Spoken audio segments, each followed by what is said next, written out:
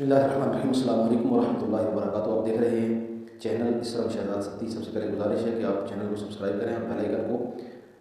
Click کر لیں تاکہ آپ کو ہر نئی آنے والی ویڈیو بر وقت آپ تک پہنچ سکے۔ آج ہم بات کریں گے، ایک کرنٹ ایشو ہے دوران عدت نکاح کا ایشو۔ گزشتہ دنوں عدالت نے سابق پرائم منسٹر عمران خان اور بشریٰ بی بی کے درمیان جو جنوری 2018 میں نکاح ہوا تھا، اس نکاح کو ثبوتوں کی روشنی میں باطل قرار دیا اور اس پر ایک سزا بھی تجویز کی اور ایک جرمانہ بھی عائد کیا دونوں فریقوں پر۔ اس متعلق گفتگو کرنی ہے۔ سب سے پہلی بات تو یہ ہے کہ اسلام نے، یعنی اسلام کا ماخذ، سب سے جو بنیادی اور عام ترین ماخذ ہے وہ قرآن ہے۔ قرآن حکیم کے اندر اللہ تبارک و تعالیٰ نے متعدد مقامات پر جو مطلقہ عورت کی، یعنی طلاق یافتہ عورت کی جو عدت ہے اس کو 90 دن رکھا ہے، اور جو بیوہ عورت ہے جس کا خامند فوت ہو جائے اس کی 4 مہینے 10 دن یعنی 130 دن اس کی عدت ہوتی ہے۔ یعنی اس عدت سے یہ مراد ہے کہ اس دورانیے میں وہ نکاح نہیں کر سکتی۔ قرآن حکیم نے اس کو 3 حیض تک، یعنی عورت کی جو مینسز ہوتے ہیں، جسے ڈیز یا بیماری مختلف ناموں سے اسے معاشرے میں بولا جاتا ہے، تو وہ 3 حیض تک جو ہے وہ اس کو عدت رکھا ہے، یعنی عورت 3 حیض تک نکاح دوبارہ نہیں کر سکتی کسی شخص کے ساتھ۔ تو اس صورت میں یہ قرآن حکیم کا واضح جب مسئلہ بن جائے تو اس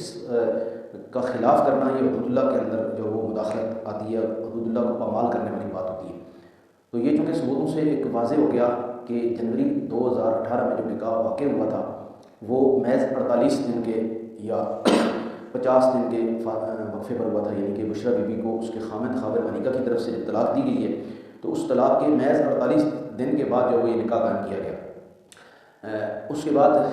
عدالت نے اس بنیاد پر، اور اس کے بعد بلکہ یہ بھی صورتحال ہے کہ فروری 2018 میں پھر دوبارہ سے نکاح ہوا۔ جب وہ دوبارہ نکاح ہوا، وہ پہلے نکاح کے غلط وقت پر قائم ہونے یا نکاح کرنے کے لیے یہی ثبوت کافی ہے، کسی دوسرے ثبوت کی ضرورت نہیں ہے۔ اب اس کے اندر جانبین سے اعتراضات ہیں، مطلب ایک جو جنہوں نے استغاثہ جو اس میں موقف اختیار کرتا ہے اس کا اعتراض تو یہ تھا کہ یہ نکاح باطل ہے، جبکہ جن کے خلاف یہ کیس تھا بشریٰ بی بی کے خلاف یا عمران خان کے خلاف، ان کی طرف سے فقط صرف اتنی بات کہی جاتی ہے، زیادہ تر سننے میں آتا ہے کہ دیکھیں جی حیض کا تعلق جو وہ عورت کے ساتھ ہے، تو وہ عورت کو پتہ ہے کہ اس کو 3 حیض پورے ہوئے یا نہیں ہوئے۔ تو اس میں سمپل سی بات ہے کہ 48 دن میں کبھی بھی ممکن نہیں ہے کہ 3 حیض جو وہ مکمل ہو جائے، ایسا نہیں ہے، کیونکہ اگر باقاعدہ طور پر شریعت اسلامیہ نے قوانین وضع فرمائے ہیں کہ ایسی عورت کے جس کو ابھی تک بلوغت ہی نہیں آئی ہے، یعنی کہ عمر کے حساب سے تو اس کی بلوغت ہو گئی ہے، یعنی 15-16 سال کی عمر میں وہ چلی گئی ہے، لیکن اس کو ابھی تک بیماری مینسز نہیں آتی ہے، تو پھر اس کو اگر طلاق ہو جاتی ہے تو اس کے 90 دن شمار کیے جائیں گے، 30 دن کا 1 مہینہ شمار کیا جائے گا۔ اسی طریقہ سے اگر کوئی عورت بڑی ضعیف عمری میں چلی جاتی ہے، اس کی عمر زیادہ ہو جاتی ہے، اس کی بیماری بند ہو جاتی ہے، تو اس کو بھی طلاق کے بعد 90 دن یعنی کہ 30 دن کا 1 مہینہ اس کا بھی شمار کیا جائے گا۔ تو ایسی صورت میں یہ بات صرف اور صرف آنکھوں میں دھول جھونکنے کے مترادف ہے کہ عورت کو پتہ ہوتا ہے کہ اس کی جو مینسز اس کے 3 حیض مکمل ہوئے یا نہیں مکمل ہوئے۔ یہ تو ایک بالکل لغو اور فضول بات ہے، کیونکہ 48 دن میں کبھی بھی مکمل نہیں ہوتے، اور اس پر شاید یہ چیز ہے کہ دوسرا نکاح اسی وجہ سے کیا گیا کہ پہلا نکاح دوران عدت کیا گیا۔ یہ اس وقت 2018 کے اندر بھی عام اخباروں کی سرخیوں کے اندر جو یہ چیز نمایاں ہو گئی تھی۔ اب عدالت نے اس کے اوپر جو سزا وضع کی ہے وہ ریاستی قانون کے مطابق 7 سال سزا اس نے دی ہے۔ یہ پولیٹیکل وکٹمائزیشن ہے، یعنی سیاسی انتقام ہے، یہ کچھ بھی ہے، لیکن بہر صورت جرم ہے، ایک جرم ہے۔ لیکن اس کا ایک دوسرا پہلو یہ ہے کہ یہ جرم باقاعدہ ایک پلانٹڈ جرم ہے۔ اس کے اندر بہت سارے لوگ موجود ہیں جن لوگوں نے اس وقت گواہیاں دی ہیں اس کیس کے اندر، یہ خود اس کیس کے مجرم قرار پاتے ہیں۔ کیوں؟ یہ اس وقت سارے ساتھ تھے اور ان کی رضامندی کے ساتھ یہ سارا معاملہ پیش آیا۔ سب سے پہلے اس کے اندر جو مجرم بندہ قرار پاتا ہے وہ نکاح خان، نکاح پڑھانے والے مفتی سعید صاحب ہیں۔ ان کو جب پتہ تھا، جب وہ کہتے ہیں کہ مجھے پہلی بار پتہ نہیں تھا، دوسرا جب نکاح پڑھایا گیا مجھے بتلایا گیا کہ جناب یہ پہلا نکاح اس طرح تھا، تو ان کو شریعت کی روشنی کے اندر دیکھنا چاہیے تھا کہ ایک چیز جو حدود اللہ کی پامالی ہوئی ہے اس کا تدارک کیسے کرنا ہے یا اس کا کفارہ کس صورت میں ادا ہوگا، اس کو پہلے ادا کر کے، پہلے اس ایک جرم سے اپنی پاکی کر کے اس کے بعد اگلا قدم اٹھانا چاہیے تھا۔ اور 6 سال مسلسل خاموشی کے بعد پھر ان کا منظر عام پر آ جانا، اور بشریٰ بی بی کے سابق خامند خاور مانیکا وہ بھی اس جرم کے اندر شمار ہوتے ہیں، کیونکہ اس نکاح کے بعد پھر حکومت بنتی ہے، پرائم منسٹر بن جاتا ہے عمران خان، اور اس کی کابینہ کے اندر نہ صحیح لیکن اس کی قربت کے اندر، اس کی صحبت کے اندر ہر طرح کے جو عیاشیاں آپ کہہ لیں یا جتنی بھی سہولیات ہیں سب چیزیں سمیٹتے رہے، وہ بھی ان کی اولاد بھی بشریٰ بی بی کی سابقہ جو اولاد ہے وہ بھی، اور اس کے قرب و جوار کے جتنے بھی مطلب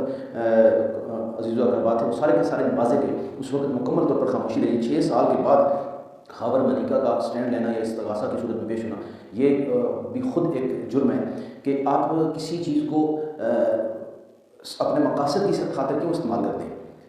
دنیاوی معاملات میں پولیٹیکل کیسز ہوتے ہیں یا کسی طرح کے معاملات ہوتے ہیں ان کی کوئی نوعیت اور ہوتی ہے, لیکن جو خالصتاً اسلامی معاملات کے اندر دخل اندازی کی گئی ہو یا حدود اللہ کی پامالی کے متعلق ہو تو اس میں آپ 6 سال تک خاموش رہ کر آپ بہت بڑے مجرم ہو سکتے ہیں. آج اگر آپ کہتے ہیں کہ میرا گھر چڑھا گیا تو یہ آج نہیں چڑھا, 6 سال ہو چکے. اس وقت آپ کو کہتا ہوں چودھری ہیں, اس کے علاوہ دیگر جو گواہان ہیں تو وہ گواہان اس وقت جنوری 2018 کے نکاح کے گواہان گواہیاں دے رہے ہیں کہ یہ اتنا ٹائم پیریڈ ہوا تھا طلاق سے اس وقت تک, تو یہ اتنے دن بنتے ہیں ہم گواہیاں دیتے ہیں. تو یہ آپ کو اس وقت پتہ تھا, آپ کو اس وقت ہونا چاہیے تھا, کیونکہ دین جو ہے تو اس کو پرائرٹی ہونی چاہیے, ترجیح ہونی چاہیے. ایسا نہیں ہے کہ آپ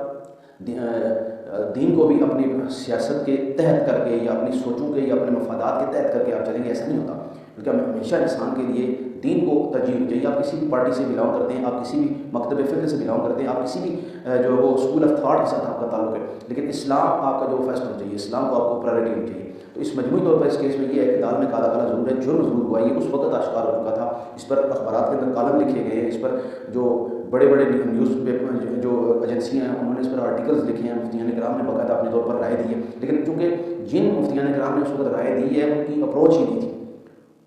اس معاملے میں, نہ اس چیز کو کوئی سیریس لیا جا رہا تھا. نہیں یہ تو اس طرح فلانا ہے, حالانکہ سب کو پتا تھا کیونکہ طلاق کا ٹائم اور نکاح کا ٹائم یہ تو ایک آن ریکارڈ ٹی وی پہ آنے والی ڈیٹا تھی جس میں 48 ڈیز کا ڈسٹینس پڑتا تھا. اور بشرا بی بی جو عمران خان کی موجودہ بیوی شمار ہوتی ہیں, انہوں نے تو یہاں تک کہا تھا کہ مجھے خواب کے اندر بشارت ہوئی ہے کہ آپ اپنے خاوند سے طلاق لے کر تو عمران خان سے نکاح کر لیں. تو اس طرح کی باتیں مطلب ہوئی تھی. تو اس معاملے میں یہ ہے کہ جو جرم ہوا ہے, ایک تو جو سزا ہے وہ ریاستی قانون کے تحت ہے, دوسرا فالٹ اس کے اندر یہ ہے کہ سزا کم لوگوں کو ہوئی ہے. صرف یہ 2 لوگ اس میں شریک نہیں ہیں, بلکہ اس سزا کے اندر خاور ملکہ, نکاح خان اور اس کے جو گواہان ہیں امون چودھری وغیرہ, یہ جتنے بھی لوگ اس کے قرب و جوار میں ہیں جن کو معلومات اس وقت تھی اور آج گواہیاں دینے کے لیے پہنچے, یہ سارے کے سارے اس جرم میں شریک ہیں کیونکہ یہ حدود اللہ کی پامالی ہوئی ہے.